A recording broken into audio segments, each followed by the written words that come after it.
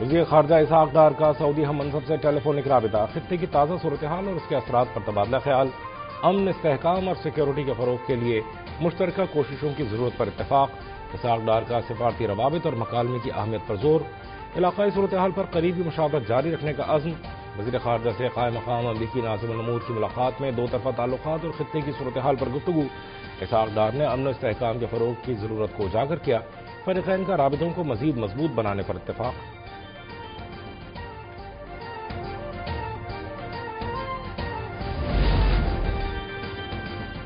آبنائے ہرمز کی موجودہ صورتحال پر تمام فریقین کے ساتھ رابطے میں ہیں، چین خطے میں کشیدگی کم کرنے کی حمایت کرتا ہے، ڈونلڈ ٹرمپ کی آبنائے ہرمز معاملے پر مدد کی درخواست پر چین کا رد عمل، چینی وزارت خارجہ کا کہنا ہے کہ چین تنازع کے پرامن حل اور کشیدگی میں کمی کے لیے کام کر رہا ہے، تمام فریقین سے اپیل ہے کہ فوری جنگ بندی کریں تاکہ صورتحال مزید خراب نہ ہو۔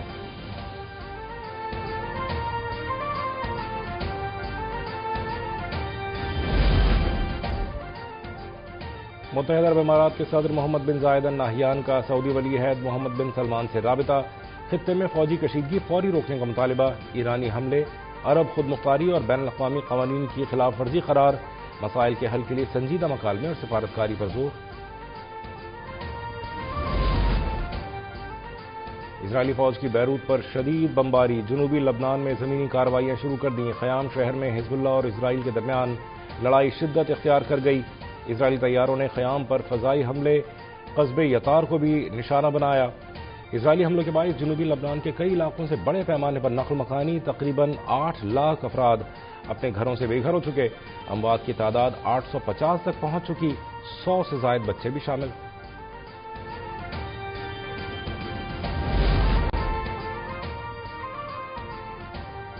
امریکی کارروائی کے بعد ایران سے متعلق عالمی خدشات میں اضافہ، عالمی توانائی مارکیٹ میں غیر یقینی صورتحال برقرار، پیٹرول کی قیمت $130 فی بیرل کے قریب، برینڈ خام تیل $103 تک پہنچ گیا۔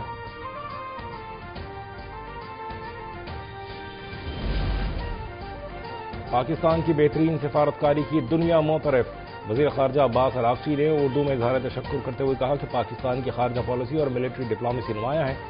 پاکستان اقوام عالم میں نمایاں مقام حاصل کر چکا، بھرپور ساتھ دینے پر پاکستانی حکومت اور عوام کے مشکور ہے، مشکل وقت میں ساتھ دینے کا عملی مظاہرہ کیا، ماہرین کے مطابق پاکستان کی سیاسی اور عسکری قیادت کی کاوشیں قابل ستائش ہیں، پاکستان کے اقدامات جنگ کو محدود کرنے میں انتہائی اہم ہیں۔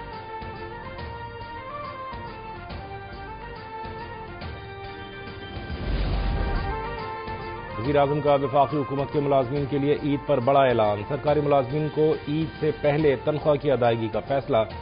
عید الفطر 2026 کی چھٹیوں سے پہلے تنخواہ کی ادائیگی کر دی جائے گی۔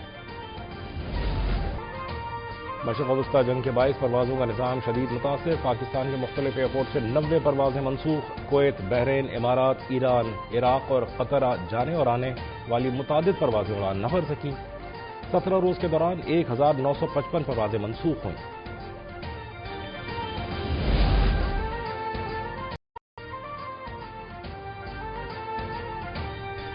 پاک افواج کی افغان طالبان اور فتنہ الخوارج کے خلاف فیصلہ کن جوابی کارروائیاں جاری، باجوڑ سیکٹر میں گائیڈڈ میزائل حملوں میں افغان طالبان کی پوسٹیں تباہ، کرم سیکٹر میں بھی افغان طالبان اور فتنہ الخوارج کے اہم ٹھکانے ملیہ میٹ، متعدد خارجی جہنم واصل، دیگر فرار ہونے پر مجبور۔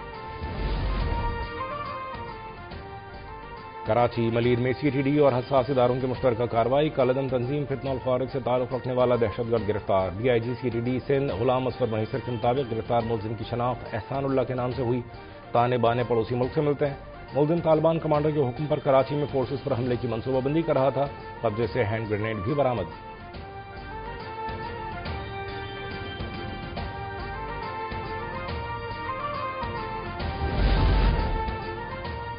کراچی میں ہیوی ٹریفک اور فائرنگ کے باعث 2 جانیں چلی گئیں، کورنگی سنگر چورنگی الحسن اسٹاپ کے قریب واٹر ٹینکر کی ٹکر سے ایک خاتون جاں بحق، دوسری زخمی،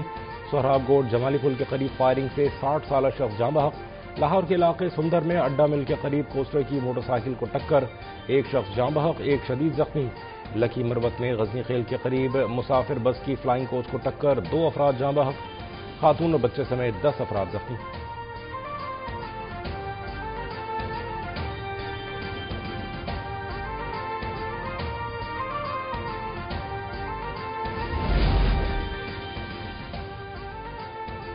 سرگودا میں غیرت کے نام پر باپ کے ہاتھوں بیٹی، 4 بیٹوں اور بیوی کا قتل، ملزم کی بھی خودکشی کی کوشش۔ ملزم کو بیوی اور بیٹی کے کردار پر شک تھا، جائے وقوع سے کلہاڑی، چاقو اور ہتھوڑا برآمد، ملزم زخمی حالت میں گرفتار، ایک اور شخص بھی زیر حراست، مقدمہ درج۔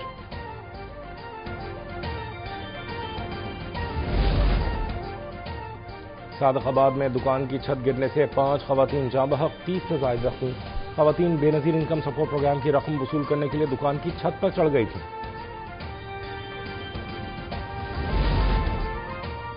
FIA anti corruption circle Karachi کی کارروائی، بے نظیر انکم سپورٹ پروگرام میں مبینہ کرپشن کی تحقیقات کے دوران ملیے اور کورنگی دفاتر میں آپریشن،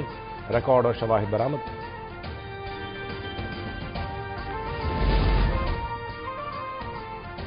وزیر اعلیٰ مریم نواز کی زیر صدارت پنجاب کابینہ کا پہلا ویڈیو لنک اجلاس، موجودہ حالات میں کفایت مہم، وزراء، ارکان اسمبلی اور افسران کی تنخواہوں میں رضاکارانہ کمی،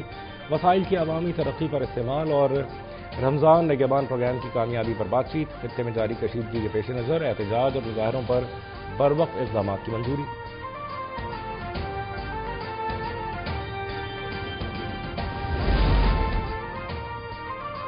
عید الفطر کے موقع پر 4 اسپیشل ٹرینیں چلانے کا اعلان، پاکستان ریلویز کی پہلی عید اسپیشل ٹرین لاہور سے کراچی کے لیے روانہ، کل کراچی سے پشاور، کوئٹہ سے راولپنڈی کے لیے ٹرینیں شیڈول، چوتھی ٹرین 18 مارچ کو کراچی سے لاہور کے لیے روانہ ہوگی۔ اور عید کی آمد قریب، بازاروں میں رش بڑھ گیا، ملبوسات، جیولری، کاسمیٹکس اور چوڑیوں کے اسٹالز پر خواتین کا رش، جیولری، میچنگ دوپٹوں، مہندی کی خریداری عروج پر، کسی کو کپڑوں، جوتوں کی تلاش تو کوئی میچنگ کے کپڑے ڈھونڈنے میں مصروف، مہنگائی سے شہری اور دکاندار دونوں پریشان۔